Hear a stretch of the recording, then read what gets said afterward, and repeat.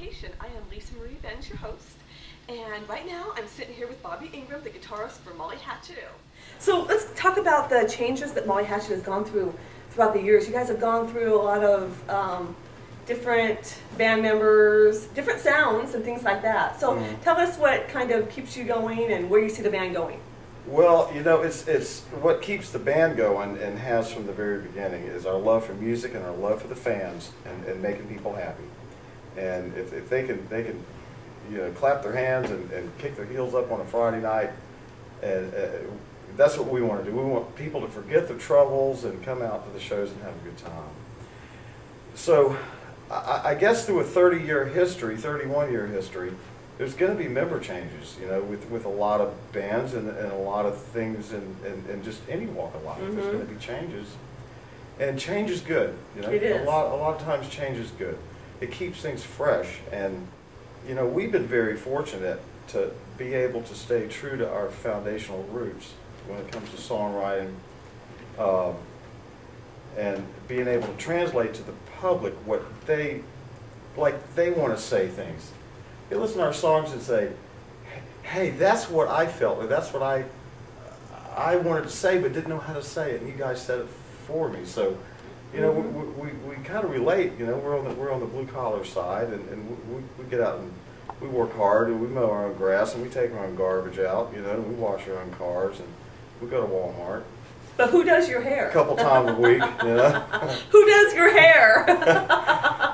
What That's a hair secret. You have? That's a secret. I've been going to the same person for 20 years. But I guess, you know, if you're staying true to what you do and you believe in your music and you feel your music is good in your own heart, then that's going to be passed on through the generations. So through the member changes, that's what I've been able, you know, successfully to do, is bring in members that I knew loved music, you know, and that was their first thing, and took care of their fans, took care of their family. You know, they're blue collar, they're you know, they're good, strong, working people. That's what I look for in the artists. Well, that's great. And I mean, do you feel a great sense of accomplishment for keeping the band alive and thriving all these years? It's either I'm real smart or real dumb. Well, it must be you're real smart because we're sitting here at the Hard Rock Orlando. I'm just kidding. I'm just kidding you. You know, I feel it's an accomplishment, but I'm not the kind of person to pat myself on the back, and not right yet. You know, I mean, I think I still got a lot more years to go with this thing, and I'm bound and determined through the rest of my life to keep this going. You know? Well, that's great. There's going to be a Molly Hatchet out there for everybody to listen to. Well, that's great, because there's been too much put into the songs, and too much, you know, there's been too much, you know, touring and recording and fans out there that really want to hear the songs done and done properly and done well. Great, great. And so tell us, since you're from Jacksonville and you still live in Jacksonville, what was it like playing at the Super Bowl years ago?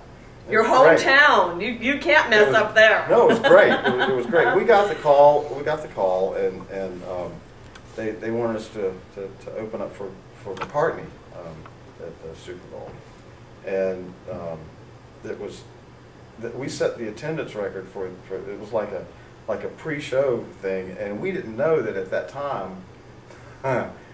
We didn't know at that time that over 1 billion people were going to be watching us live on stage. You know, I don't think anybody would have gotten up there. You know, no, we would have. You know, but that's they told me after the fact, and I think that's what it was. But you know, and we didn't know it. We're having a good time. But people were lined up everywhere. They were across the Main Street Bridge. There were boats everywhere. I mean, it was the biggest party I've ever been to. You know, especially playing at it. You know, I'd love to do it again. You know. But well, is there any chance you're going to do that again? I don't know. I'd love to. Well, maybe once they see this, though. Yeah, you know, I think it'd be great. So now, Molly Hatchet has been through a lot of different sounds. Right now, you guys are kind of going more heavy. And so, what do you think? What's the reason for that? I think that's just that's natural. You know, we're seeing a lot of different cultures now that we didn't see, you know, 30 years ago, 20 years ago, 25 years ago. because we're playing a lot more places, we're hitting a lot more markets, and our eyes are opening up to what's out there and what people are feeling, you know, and we're in touch with that. Mm-hmm. We're definitely not getting softer in our old age, you know. We're not mellowing out, and the music is getting a lot tougher and it's getting stronger. We go overseas a lot. We record all our albums there. Our parent record company is SPV over in Germany, and we've been recording up in the Hamburg area for the past 15 years, and absolutely loved it. We go in and it's a lockout type of situation.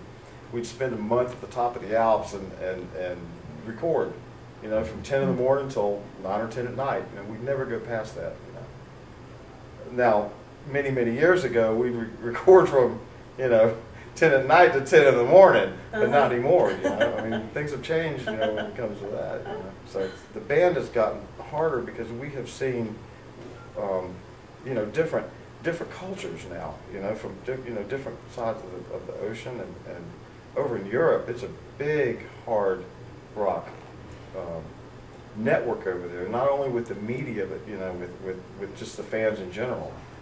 You know, everybody keeps up with who's touring and what album's coming out. It's kind of like the way it was over here in the 1970s and 80s. You know? It's still alive. Around the Woodstock time. Yeah, yeah, yeah. You know, they're making a big deal about Woodstock now. It's the 40-year reunion, and they have wonderful. The movie out and everything, and the camera guy was there. So what kind of upcoming albums do you have coming out, and any new tour dates we can look forward to? Well, we're always going to be touring. This year we've been to Spain and with Alice Cooper. We've been up in Scandinavia with Leonard Skinner, and all over the United States, and we're getting ready to go to Brazil, and you know, we haven't been there, and a lot of places that we haven't been. We're still going to be touring. We've got albums coming out. We're getting ready, and I shouldn't say anything, but we're getting ready to sign another big record deal.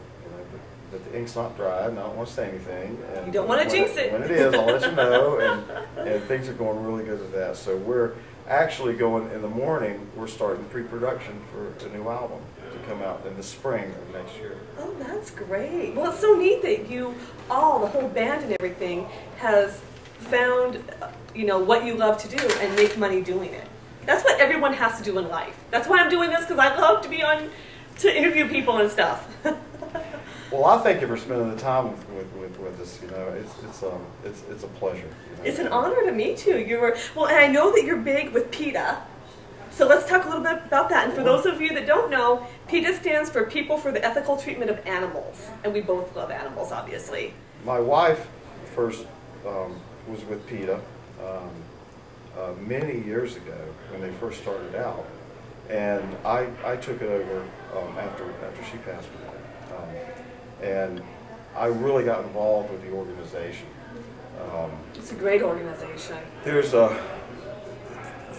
people out there that just don't know how to treat animals. PETA is a wonderful organization, like you just stated. They've been around now for about 25 years, and Ingrid Newkirk is the president of that organization, and it is now worldwide, and it is alerting people to a lot of unethical practices that a lot of companies that our government actually stands behind these companies, and it's the slaughter of animals that is just it's unbelievable. If you really get into PETA and you can see what their investigators have uncovered, I mean, you don't want to look at these films twice. You know? It really puts your heart in a different place. There's a company here in the United States, and you can go to the PETA.org website and find out who this is. That in China, they like to take the cats and skin them, and they put that fur inside gloves, and they dye it, and they condition it, and ooh, the gloves feel so good when you put your hands in it. Well, that's somebody's cat. That's somebody's house cat. And our country, our government, is buying these products from China. That's just one thing. Well, we need to ban that. Definitely. It needs to be banned. So go to PETA.org. Yes. Okay. And I've got do some 6 research. gloves at my house that are staying there. Yeah, and there's a lot of things that we don't are not aware of, you know. And I think awareness when it comes to PETA is a key, because once people understand what's going on out there and the way they process chicken. Yeah. With Kentucky Fried Chicken. I've heard about that. Paul McCartney and Geezer Butler of Black Sabbath and myself were working on a campaign, and we still are, because Kentucky Fried Chicken just wants to keep slaughtering animals without euthanization first. And I think they did the figures on it, and I think it's 1 penny per dinner it would take to euthanize, instead of dropping the chickens into hot oil alive and hearing them screaming. You know, and they have films of this. I think we're going to see a lot of changes, but the more people like you get out there and talk about it. There's a lot of other celebrities that are, you know, pushing for PETA, and the more that people know, the more they, you know, are going to help and everything. So. That's the truth. So PETA.org. Yeah, definitely. And speaking of websites, your website is MollyHatchet.com. And you guys got a nice looking website. It plays your music and everything. Flirting with Disaster. Flirting with Disaster. No, that was your big hit, wasn't it? Is that your biggest hit of? That's the, pretty much the well. There's been some hits for the group, but that's pretty much what the band's kind of known for, is Flirting with Disaster. Recently, that's been in Rock Band. That game that's come out, you know. So is there anything we should look forward to that you're doing? Any projects you're working on? A movie, baby? Well, well, we have a novel. Yeah, boy, couldn't we write some chapters, you know? There, you know, like I said, there's a lot of things to look forward to. We still have our touring. We have our live appearances that we're doing. We have this new album coming out in the spring.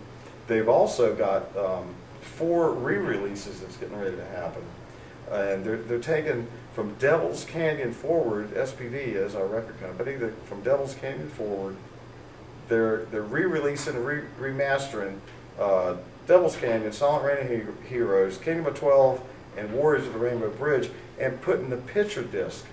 Remember the picture disc with the first few albums? Yeah. Well, they're doing this from Devil's Canyon, which is the mid-90s forward.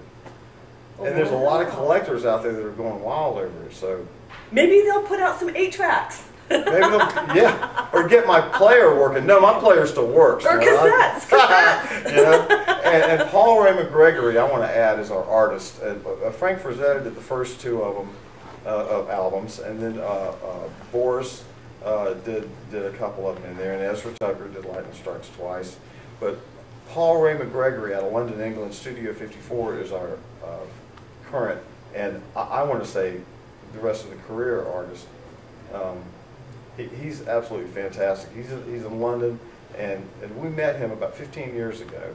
And there's actually, you know, if you look at the album cover, it depicts what the music is, and vice versa. You know, there's actually that you know, marriage when it comes to that. Tell us a little bit, since we have a few minutes left, what we're going to see tonight at the concert. What are you guys opening with?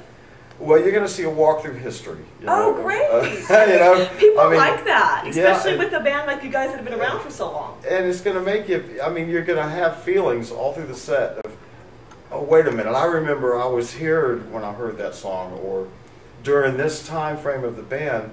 Wow, I was, you know, doing this or working for this company, or I was married to this person, or you know, I was having children or whatever.